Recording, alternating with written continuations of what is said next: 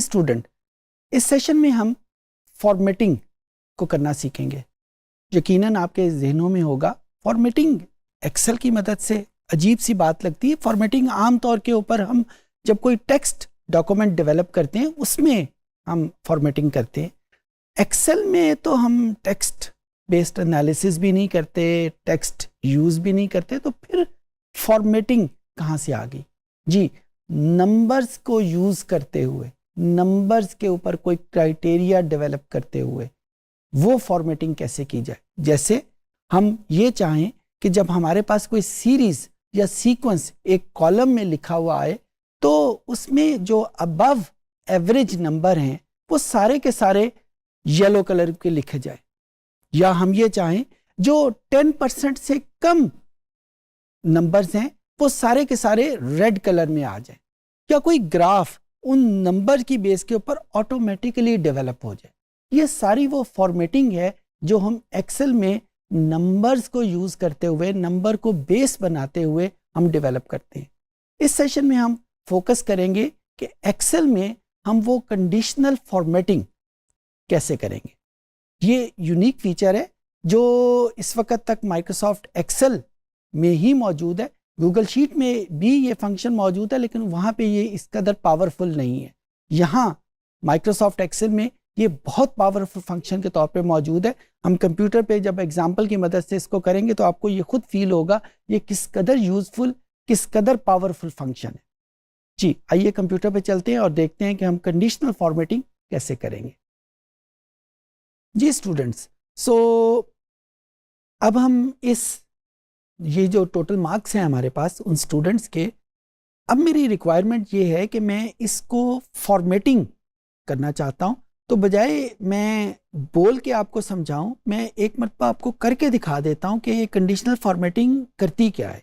अच्छा, ये मेरे पास फाइल का मेन्यू मौजूद है और इसमें मेरे पास एक बटन कंडीशनल फॉर्मेटिंग का मौजूद है। इस बटन को मैं क्लिक करूँगा, ये मुझे कुछ ऑप्शन प्रोवाइड कर रहा है। मैं बारी बारी इन ऑप्शन को यूज करता हूं। लेट्स से मैं हाईलाइट सेल रूल्स को क्लिक करता हूं। अच्छा, इसके अंदर बहुत सारी ऑप्शन और भी हैं। मैं इस वक्त लेट्स से पहली ऑप्शन को क्लिक करता हूं, ग्रेटर देन को बटन को प्रेस किया।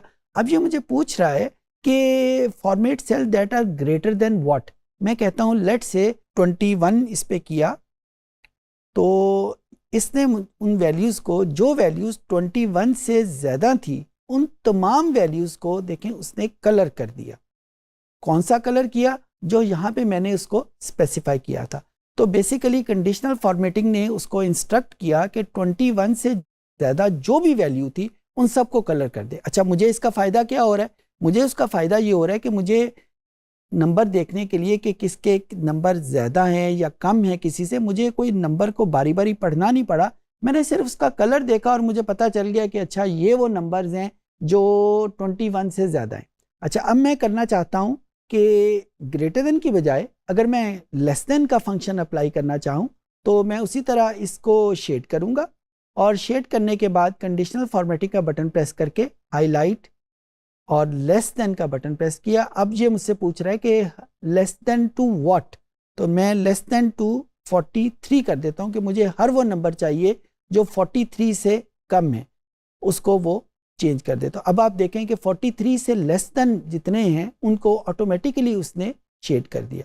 अच्छा, ये अगर सुर्ख रंग पसंद नहीं है तो हम इसको चेंज भी कर सकते हैं। हम इसको हाईलाइट किया और यहाँ पे लेस देन क्लिक किया और ये मेरे पास एक बहुत बड़ी ऑप्शन मौजूद है। कुछ चीज़ें उसने बना के मुझे दे दी हैं और ये कस्टम फॉर्मेटिंग भी मेरे पास मौजूद है। इस कस्टम फॉर्मेटिंग में मैं उसका फॉन्ट भी चेंज कर सकता हूँ, मैं उस सेल का बॉर्डर भी चेंज कर सकता हूँ, उसका फिल कलर भी चेंज कर सकता हूँ।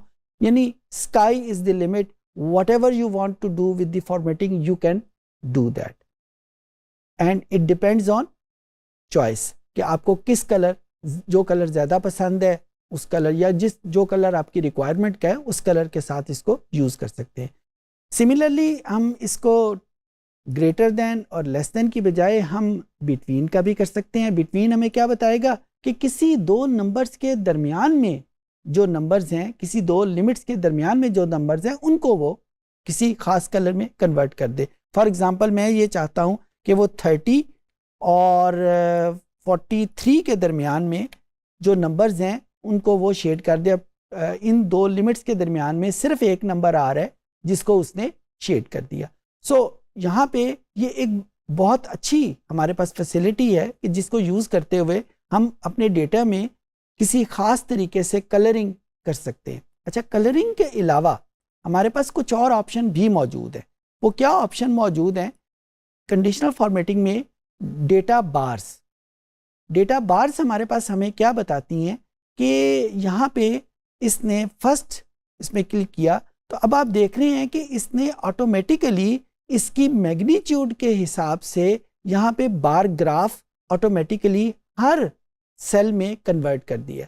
अच्छा, उन बार ग्राफ की जो लेंथ है, उनमें रेक्टेंगल की लेंथ है, that depends on the magnitude of this number. ये नंबर जितना बड़ा होगा इसकी लेंथ उतनी बड़ी होती जाएगी, ये नंबर जितना छोटा होगा वो लेंथ उतनी कम होती जाएगी। अच्छा, अब यहाँ पे ये जो बार ग्राफ है ये प्रेजेंटेशन में एक बड़ी खूबसूरत इमेज हमें प्रोवाइड करता है कि जिससे हम जो नंबर्स को पढ़ना और तस्वीर को पढ़ना ये दो अलहदा चीज़ें आ जाती हैं। यही चीज़ हम डेटा आइटम्स अगर ब्लू कलर पसंद नहीं है तो हम इसको रेड कलर का इसको कर सकते हैं। इसको पहले शेड किया, फिर उसके बाद हम इसको रेड कलर में इसको कर लिया। अगर ये बार्स हमें अच्छी नहीं लग रही तो हम इसके अलावा यहाँ पे ये हार्ड कलर की बार्स भी यहाँ पे डेवलप कर सकते हैं। यानी डिपेंड करता है चॉइस के ऊपर, क्योंकि ये विजुअलाइजेशन है और विजुअलाइजेशन का आपको पता है कि हर बंदे की चॉइस, हर बंदे को जो चीज़ अच्छी लगती है, जो चीज़ बुरी लगती है वो डिफरेंट है। तो यहाँ पे हमें एक्सेल कुछ ऑप्शंस प्रोवाइड करती है। अच्छा, इसके साथ साथ हम इसी बार्स को हम स्केलिंग भी कर सकते हैं, कलर स्केल भी कर सकते हैं। इसको टेक्निकल ज़बान में हीट मैप कहते हैं। यानी मैग्नीट्यूड जितनी ज़्यादा होती जाएगी उतनी उसकी जो कलर की इंटेंसिटी है कम होती जाती है। यहाँ पे जो लोअर नंबर हैं उनकी इंटेंसिटी उसने रेड कलर से की हुई है और जो कलर जो है वो नंबर जो बढ़ता जाता है उसकी इंटेंसिटी कम होती जाती है। तो आपने देखा यहाँ पे मैंने दो किस्म की विजुअलाइजेशन सुपर इम्पोज एक दूसरे के ऊपर हमने रखी हैं कि इसमें ग्राफ भी आ रहा है और इसमें स्केलिंग भी आ रही है। अगर मैं इनमें से कोई एक करना चाहूँ तो इसको मैं पहले 0 पे ले आऊँ, यानी विजुअलाइजेशन सारी ख़त्म की, इसको स्केल किया और फिर उसके बाद कलर स्केल में कोई भी इसमें विजुअलाइज की तो यहाँ पे ये वही स्केल मेरे पास अलहदा होके आ गया। अगर ये कलर स्कीम अच्छी नहीं लग रही तो यहाँ पे मैं किसी दूसरी किस्म की कलर स्कीम भी कर सकता हूँ और ये मेरे पास एक्सेल मुझे कुछ ऑप्शन यहाँ पे प्रोवाइड करती है मुख्तलिफ कलर्स के हवाले से। सिमिलरली इन स्कीम के अलावा अगर मैं इन आइकन्स के साथ यूज़ करना चाहूँ, फॉर एग्ज़ाम्पल अगर मैं ये लेस जो एरो का की है इसको यूज़ करना चाहूँ तो ये ऑप्शन भी हमारे पास मौजूद है। So it all depends on your choice, it all depends on your method of presenting your things कि जब आप प्रेजेंट कर रहे हैं अपने डेटा को, अपनी फाइंडिंग्स को, अपने रिजल्ट को किसी अपने क्लाइंट के आगे, तो किस तरीके से आप अपने रिजल्ट को बेहतर तौर पे प्रेजेंट कर सकते हैं। मिसाल के तौर के ऊपर अगर आपके पास डेटा सेल्स पर्सन का डेटा है जो मुख्तलिफ क्वार्टर्स एक साल में आमतौर पे जब वो डेटा इकट्ठा होता है तो साल के 4 क्वार्टर्स का डेटा हमारे सामने मौजूद है, तो हम इन आइकन की मदद से, for example in arrow icon की मदद से बड़ी आसानी के साथ बता सकते हैं कि पिछले क्वार्टर की निस्बत इस क्वार्टर में सेल बढ़ी है या सेल कम हुई है। नंबर तो बता ही रहे हैं लेकिन ये नंबर को देखने के लिए पहले हमें नंबर को पढ़ना पड़ता है, उसको समझना पड़ता है। लेकिन ये जो एरो कीज़ हैं इससे हमें एक सेकंड में पता चल जाता है कि क्या ये वैल्यूज़ बढ़ रही हैं, क्या ये वैल्यूज़ कम हो रही हैं या उसी तरीके से जा रही हैं। सो ये हमारे पास मुख्तलिफ ऑप्शंस मौजूद है।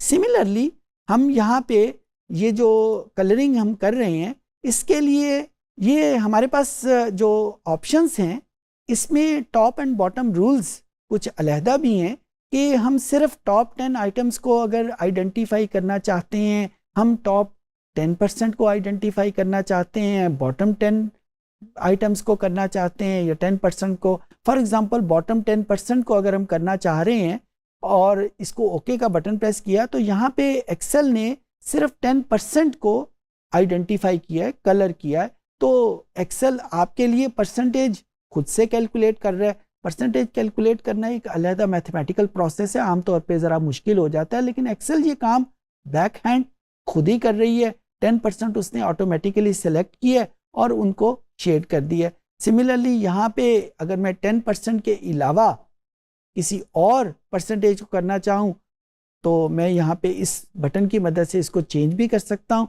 सो ये हमारे पास ये ऑप्शन मौजूद है कि हम डेटा के किसी एक हिस्से को या दो हिस्सों को अगर हम कोई ख़ास कलर देना चाहें ताकि हमें आइडेंटिफिकेशन में आसानी रहे, तो हम बड़ी आसानी के साथ कंडीशनल फॉर्मेटिंग की मदद से हम इसको आइडेंटिफाई कर सकते हैं।